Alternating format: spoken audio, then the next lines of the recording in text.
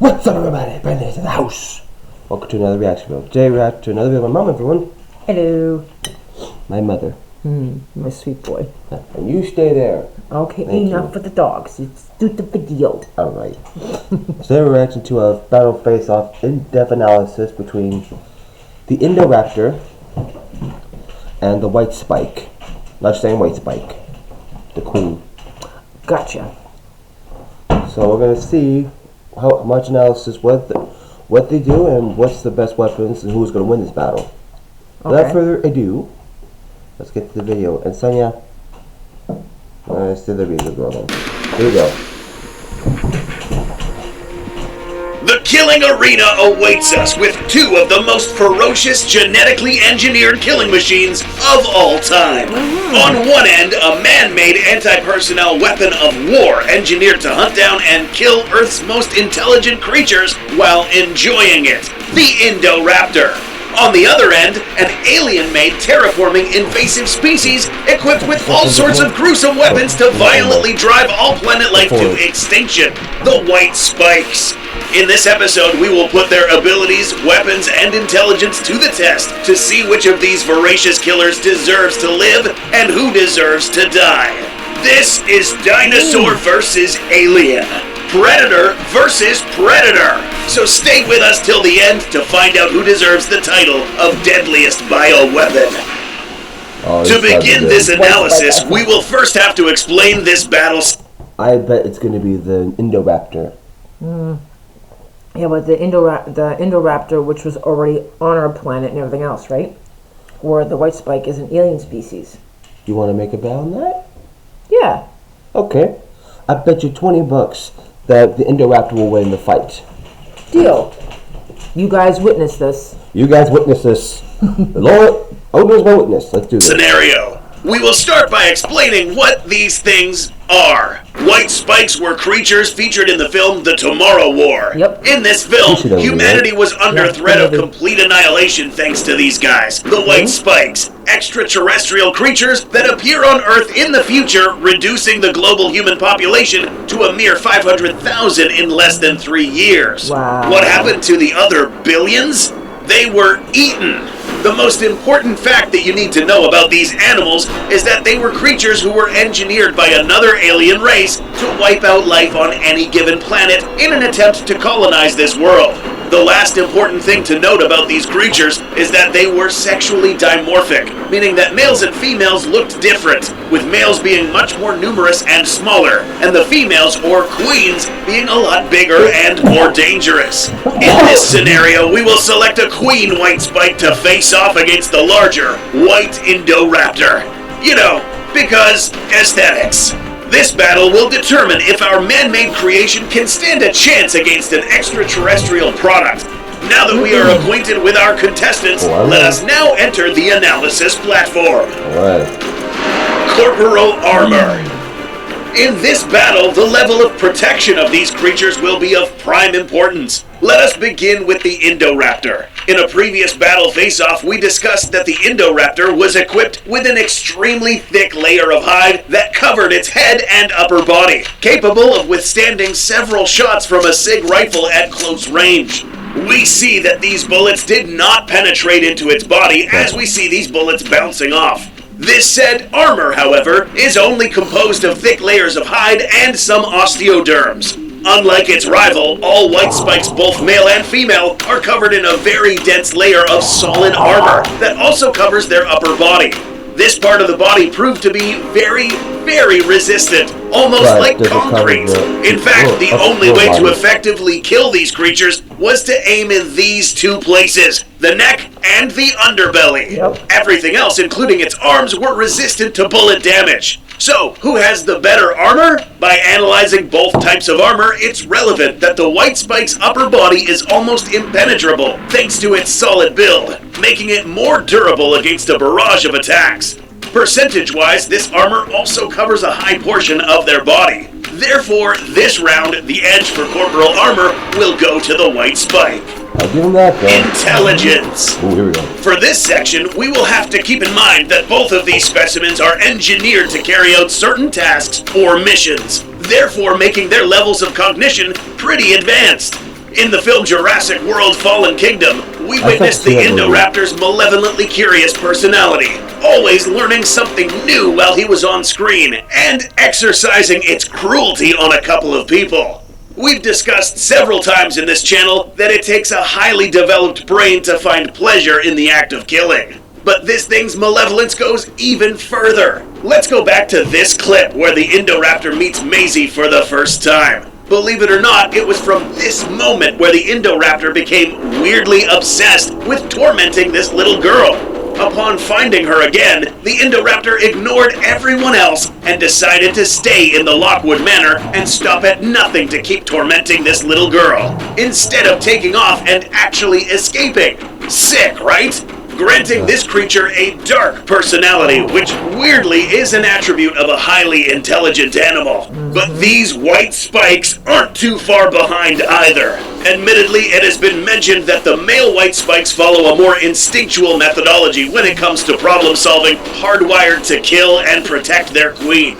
Though some male specimens are actually capable of leading assaults and strategizing flanking maneuvers to wipe out their enemies. The queen, however, is a different story. During a planetary invasion, these queens are genetically engineered to be the main ones, commandeering hundreds of thousands of these smaller white spikes in order to successfully wipe out the dominant species of the corresponding planets. In this case, humans. These queen white spikes were so effective at waging war against humanity that they technically drove them to extinction. But there's more. This queen you see here was actually pretending to be asleep. After being sedated so many times, she knew that pretending to be asleep and then waking up at the right time would catch these humans off guard. This allowed her to call on her army at the right time, successfully destroying the last remaining human stronghold. Throughout the second act of this film, the Queen developed a grudge with this particular character. Its vengeful nature was the thing responsible for this woman's death. As you can see, both of these creatures are immensely intelligent, with enhanced problem-solving skills at an individual level and strategic level, making this a draw in battle intelligence. I agree. Speed! Any biological killing machine needs to be able to move fast. The Indoraptor is a dinosaur that can switch from quadruped to bipedal at will, capable of moving at very high speeds, enough to catch up to almost any animal alive today. Its streamlined build is shaped precisely to be able to cut through the air with minimal drag. With all of this combined, it is estimated that this creature can move to up to speeds of 40 miles per hour. Its competition, the queen white spike, also boasts the ability to move while being on two legs or all four. For those who have seen this film, you'll recall the scene where they were able to run so fast that their momentum enabled them to violently flip these armored vehicles. Upon closer observation, it's evident that the white spike species can run as fast or close to the Indoraptor's top speed. But what helps these white spikes is its pouncing ability. These animals aren't afraid to launch themselves in long distances thanks to their higher amount of limbs to aid them in balancing themselves. This combination of locomotion methods would allow the white spike to have a similar moving speed to this Indoraptor, making this another draw in overall speed. Agility. The battle between these two killers will be fast and extremely violent, thanks to both of their agile capabilities. To illustrate this, let's go back and look at how the Indoraptor was able to move through the closed quarters of the Lockwood Manor, using its sharp claws as gripping tools to help it pivot through sharp corners, and using its tail as a directional aid to make acute turns. But is this superior to its opponent? You'd be surprised to find out that this extraterrestrial creature was equipped to handle every possible scenario. These creatures had 4 legs with claws that enabled them to climb vertical surfaces at very high speeds. Given that these things have many appendages, their build enables them to literally walk or run in a 3-dimensional plane, horizontally, forwards, backwards, up, and down. Also, keep in mind that although both of these animals are agile, the queen's smaller size compared to the Indoraptor will allow it to move faster in a cramped space. These animals prove to be masters at cutting through hard terrain and difficult to hit thanks to their smaller and more nimble size. For this battle, the edge for agility will go to the white spike. You know, I think the Indoraptor, given that they're extremely intelligent, this new animal in the ecosystem would basically drive the death jackals to extinction, in my opinion. They're bigger, they're stronger, they're smarter. Yeah. Skull Island. Overall strength. Oh, here we go. While observing both of these creatures' behavior and fight methodology, it's evident that their strength allocations differ between the two. Let's begin with the Indoraptor. In the past, we have seen that some of the most powerful muscles on this animal are found in its forearms, and by observing its musculature on its hind legs, we can figure that these are even stronger and larger, obviously. The queen white spike, on the other hand, is also a strong creature, featuring tentacles packed with thousands of muscles that allow it to easily ragdoll many humans and pick up other objects.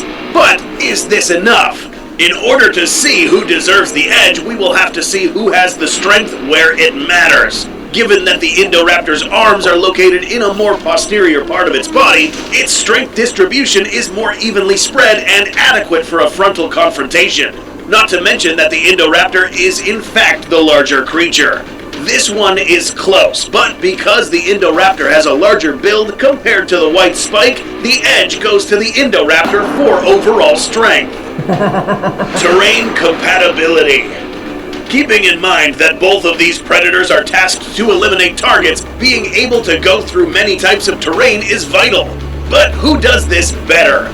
To find out, let us take into account the actual use of the Indoraptor. As mentioned many times already, this dinosaur was equipped to neutralize human targets, which is an indicator of what types of terrain these creatures are optimized for. Modern close combat warfare has evolved from fighting in open fields to combat in areas with many obstacles, meaning that the Indoraptor can fight in areas such as dense forests, industrial settings, deserts, etc., but only limited to ground locomotion. In addition to this, the Indoraptor has echolocation, capable of visualizing a three-dimensional picture of its surroundings without needing its eyes. The white spike species are on a completely different level. Keep in mind that a creature engineered to drive all life to extinction needs to be able to fight in all biomes, similar to the Indoraptor. But what these animals have that the Indoraptor doesn't is different methods to get around. It is mentioned by the creators of these creatures that all white spikes are apt swimmers, runners, and gliders. Precisely the type of creatures needed to successfully counter all life on Earth. It is also theorized that these creatures are capable of using echolocation, and this makes sense, it's just not officially confirmed yet. But even without the use of echolocation, it's evident that the white spikes are better equipped to maneuver through all types of terrain, giving them the edge for terrain compatibility. Now, let's get to the bloody stuff. Ooh, yeah. Bite effectiveness. Both of these creatures feature fearsome jaws capable of putting a swift end to humans, but what if these were used on each other? To understand this bite better, we must first analyze these creatures' teeth. The Indoraptor was equipped with teeth that resembled its predecessor, the Indominus Rex, but at a smaller scale. These were proven to be very resistant and rooted deeply in this animal's skull, adding more strength. The white spikes had a mouthful of teeth as well, more densely packed and irregular in size. But do not be fooled by those long, thinner teeth.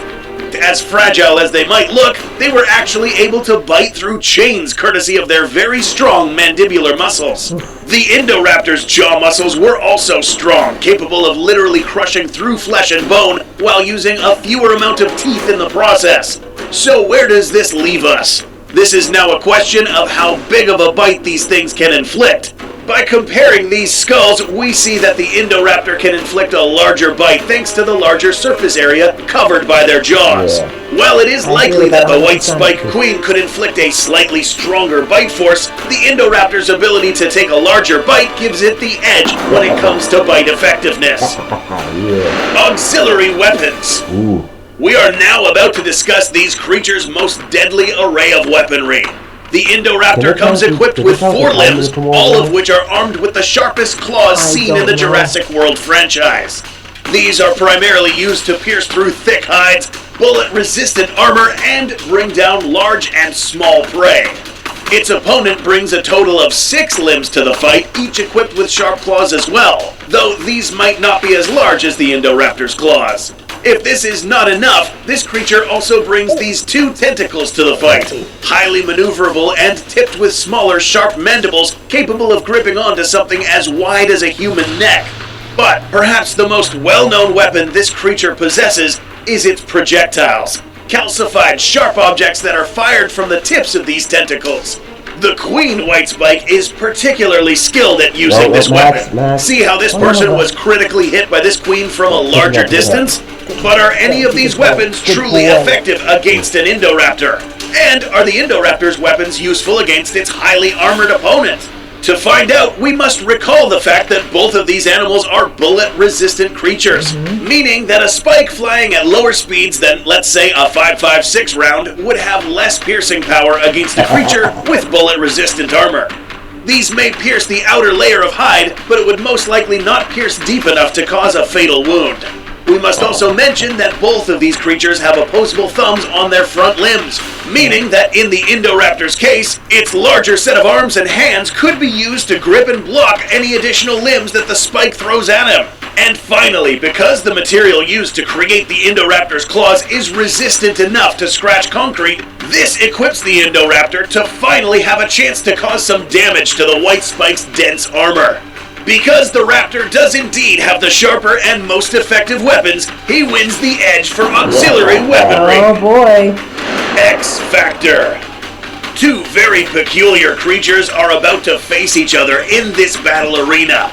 The White Spikes are known to be creatures with an insatiable hunger for flesh. They were engineered this way to rapidly wipe out whatever planet they were sent to, meaning that this queen won't try to kill the Indoraptor just because. It will try to kill it because this is what it was hardwired to do, and because it must eat.